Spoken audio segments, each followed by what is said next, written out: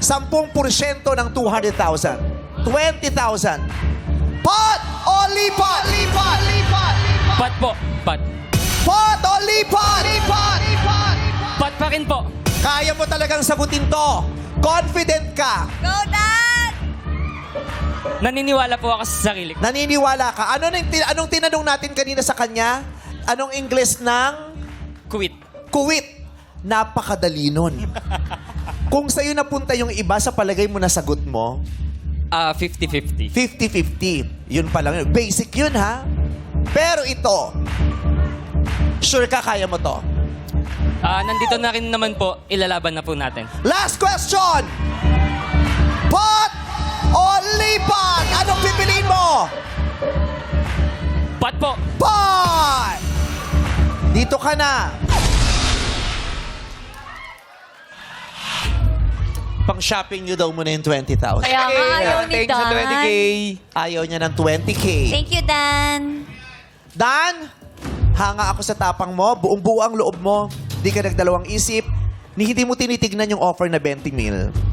Pot ang pinili mo. Kaya naman ngayon, tatanungin na kita. Sa akin ka lamang humarap. Wala kang ibang pwedeng tignan. Strictly no coaching. Makinig ka. Huwag ka munang sumagot. Bibigyan kita ng hudyat. Sesenyasan kita kung kailan ka pwedeng sumagot at bibigyan kita ng 5 segundo para sagutin ang aking katanungan. Pag tama ang sagot mo, 200,000 pesos. Good luck. Ang tanong,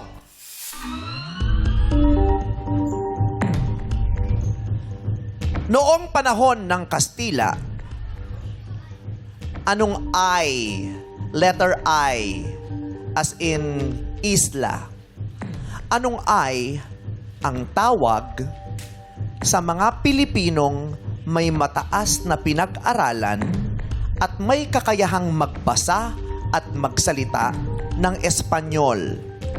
Ang literal na kahulugan nito ay the enlightened ones. At ilan sa kabilang dito ay sina Jose Rizal, Marcelo H. Del Pilar, at Mariano Ponce. Ano itong ay na tinutukoy ko na tawag sa mga Pilipinong may mataas na pinag-aralan at may kakayahang magbasa at magsalita ng Espanyol? 5 segundo. Pag nasagot mo ng tama, 200,000 pesos. Anong sagot mo? Dan, go! Ilustrado. Ang sagot ni Dan ay... Ilustrado. Ilustrado ba yung letter I na tinutukoy ko na tawag sa mga Pilipinong may mataas na pinag-aralan at may kakayahang magbasa at magsalita ng Espanyol? Ang literal na kahulugan nito ay the enlightened ones. Tulad din ng Jose Rizal, Del Pilar at Mariano Ponce. Ang sagot mo ay... Ilustrado.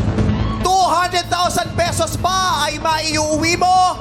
Ilustrado or ilustrados is correct!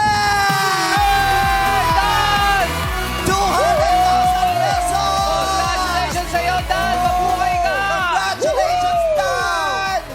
Woo! Yeah. 200,000 pesos! Palaban si Dan! Diba? Ang sarap ng may alam. Diba?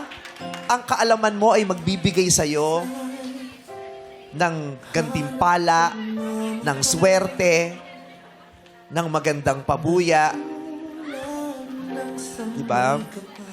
Ilustrado. Buti na alala mo. At mukhang mahusay ka talaga. Pag nagsasalita ka, nararamdaman ko sa iyong kahusayan at binabati kita. Pagpatuloy mo yung kahusayan mo na yan. At sana magkaroon pa ng maraming mahusay na Gen Zs at mga susunod na henerasyon. Dahil kayo ang pinakikiusapan namin at inaasahan namin para sa kinabukasan ng bansang ito. Sa inyo na lang talaga kami umaasa. Yang husay, talino at tapang ninyo. Anong gusto mong sabihin? syempre, maraming salamat po kay God. And syempre, sa pamilya ko and sa mga kaibigan ko na patuloy na sumusuporta sa akin mula simula from the very beginning na sinusuportahan nila ako sa pang-araw-araw. Mahal na mahal ko sila. Naiisip mo na ba kung paano mo gagastusin ng 200,000 pesos? Apo. Anong una mong naisip? Magbibigay po ako sa family ko to give back. Malaking bagay ito sa mga magulang mo, di ba? Dagdag hinga, di ba yung, ay, pangsagip, pangtawid sa mga pangangailangan ninyo. Tama. At batiin din natin ang mga guru mo dahil ang kaalaman mo ngayon, di ba, ay isinare at isinalin nila sa'yo mula sa kaalaman ng mga guro. Kaya maraming salamat sa mga guro. Sa mga guro sa Pilipinas, pahusayin, patalinuhin niyo pa po ang mga bata. Kailangan natin yan ngayon sa Pilipinas. Binabati ka namin, 200,000 pesos para, hey! Let's go, God! Masaya ang Pasko ng isa sa ating mga kapamilya na si Dan.